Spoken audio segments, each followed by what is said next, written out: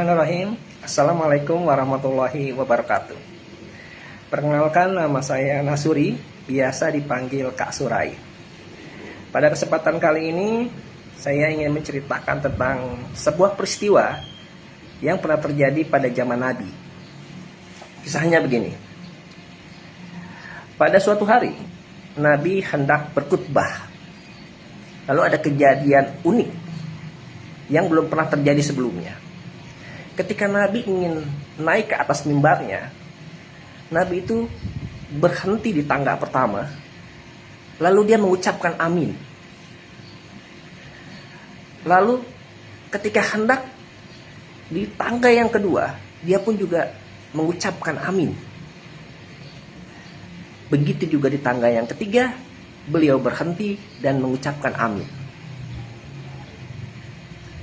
Selesai khutbah, para sahabat bertanya, "Ya Rasul, tadi kami melihat baginda berhenti di tangga pertama, berhenti di tangga kedua, berhenti di tangga ketiga, lalu mengucapkan amin.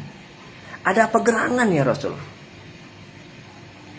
Lalu Nabi menjawab,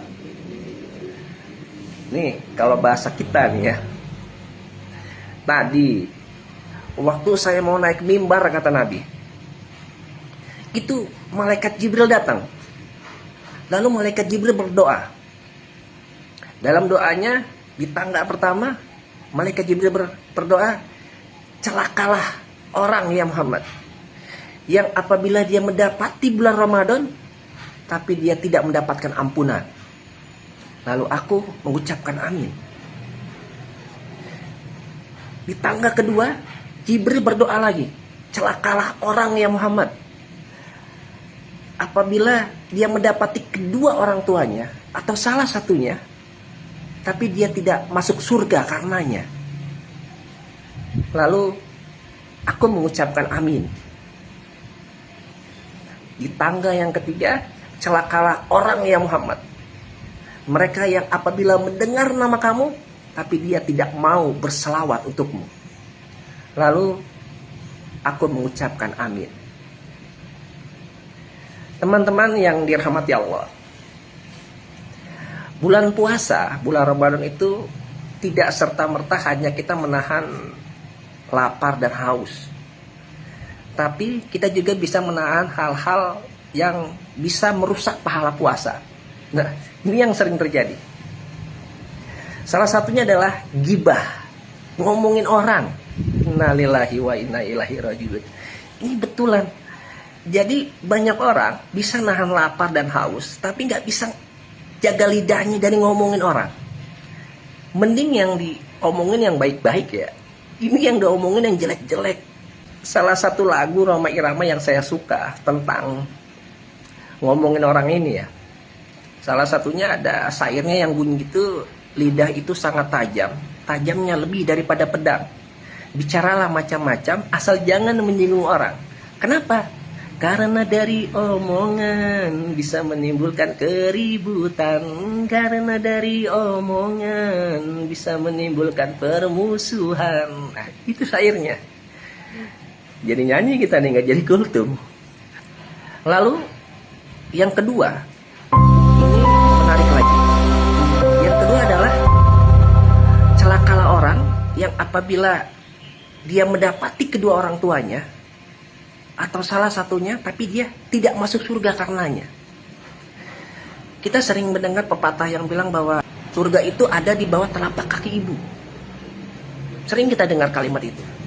Cuma pada prakteknya, dan sering saya temukan, yang terjadi ketika orang tua sudah tua, dan anehnya nih anak-anaknya gak ada yang mau ngurusin.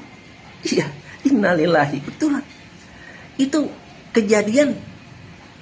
Ya, teman-teman saya ada yang begitu gitu kan. Jadi itu main oper-operan.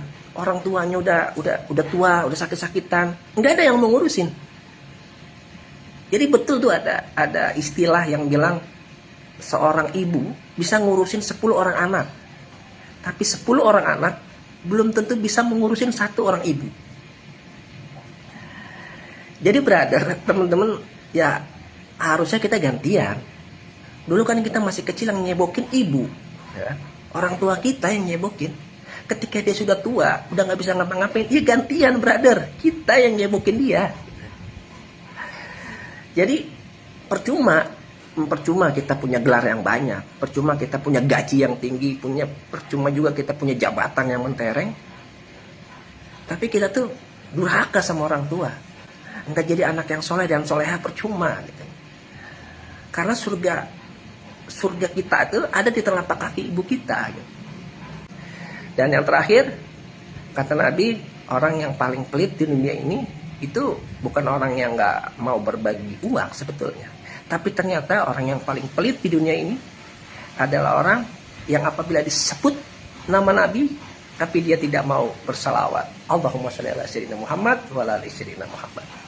Teman-teman yang dirahmati Allah, sekian kultum pada kesempatan kali ini, semoga bermanfaat. Diakhiri, assalamualaikum warahmatullahi wabarakatuh.